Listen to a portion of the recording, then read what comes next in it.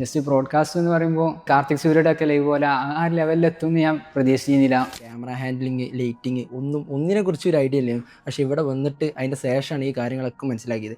Camera എങ്ങനെ handle ചെയ്യണം, അതിൻ്റെ ഓഡിയോ ക്വാളിറ്റി, അതിൻ്റെ വീഡിയോ ക്വാളിറ്റി, എങ്ങനെ അതിൻ്റെ കാര്യങ്ങളൊക്കെ മാനേജ് ചെയ്യണം, കാര്യങ്ങൾ മൊത്തം ഞങ്ങൾക്ക് ഇവിടുന്ന് പറഞ്ഞു തന്നു. പോഡ്കാസ്റ്റിൽ സൗണ്ട് എത്രത്തോളം നമ്മളെ ഇൻഫ്ലുവൻസ് ചെയ്യണമെന്നുള്ള കാര്യങ്ങളൊക്കെ പഠിച്ച്. മാത്രമല്ല ഇങ്ങനെ സ്റ്റുഡിയോ വിസിറ്റും കാര്യങ്ങളൊക്കെ ഞാൻ ആദ്യമായിട്ടാണ് ചെയ്യണത്. അപ്പോൾ സ്റ്റുഡിയോ വിസിറ്റ് ചെയ്യാൻ പറ്റി, അതുപോലെ തന്നെ ഈ സ്റ്റുഡിയോയിലുള്ള ഒരു എക്സ്പീരിയൻസ് എങ്ങനെയാണെന്ന് മനസ്സിലാക്കാൻ പറ്റി. ഞാൻ ആദ്യമൊക്കെ ഫോണിൽ പ്രോ മോഡിൽ ഇട്ടിട്ട് ചെയ്തിട്ടുണ്ട്, പക്ഷേ ഈ ക്യാമറയിൽ എങ്ങനെയൊന്ന് കൺട്രോൾ ചെയ്യാന്നുള്ളത് അറിയില്ലായിരുന്നു. അതിപ്പോൾ ഇന്നത്തെ ക്ലാസ്സിൽ വന്നപ്പോൾ അത് മനസ്സിലായി. പിന്നെ നമ്മൾ പ്രസൻറ്റേഷൻ എക്സ്പീരിയൻസ് നമ്മൾ ചെയ്ത്, അതായത് ഒരു ക്യാമറൻ്റെ മുന്നിൽ നിൽക്കുമ്പോൾ ചിലപ്പോൾ നമുക്ക് നമ്മളതായിട്ടുള്ള രീതിയിൽ പ്രസൻറ്റ് ചെയ്യാൻ പറ്റില്ല. നമ്മളാ ഒരു ക്യാരക്ടർ ചിലപ്പോൾ നമുക്ക് പുറത്ത് വരില്ല. അപ്പോൾ ആ രീതിക്ക് നമുക്ക് എക്സ്പീരിയൻസ് കാര്യങ്ങളൊക്കെ കിട്ടി. ക്യാമറ ഫിയർ പോയി, അതേപോലെ തന്നെ സംസാരിക്കാനുള്ള ആ ഒരു ഫിയറും പോയി. പിന്നെ നമ്മൾ ഈ ഒരു പോഡ്കാസ്റ്റ് ഒക്കെ നടക്കുമ്പോഴുള്ള ആ ഒരു എക്സ്പീരിയൻസ് എങ്ങനെയാണ്, നമ്മൾ എങ്ങനെ ഇരുന്നിട്ടാണ് ചെയ്യല്, അതുപോലെ തന്നെ ലൈറ്റിങ്ങും കാര്യങ്ങളൊക്കെ എങ്ങനെ വെക്കല്, അങ്ങനത്തെ സംഭവങ്ങളും ക്യാമറനെ കുറിച്ചുള്ള കാര്യങ്ങളും അങ്ങനെ എല്ലാം ഡീറ്റെയിൽ ആയിട്ട് മനസ്സിലാക്കാൻ പറ്റി. പ്രസൻറ്റേഷൻ നമ്മൾ ഓൾറെഡി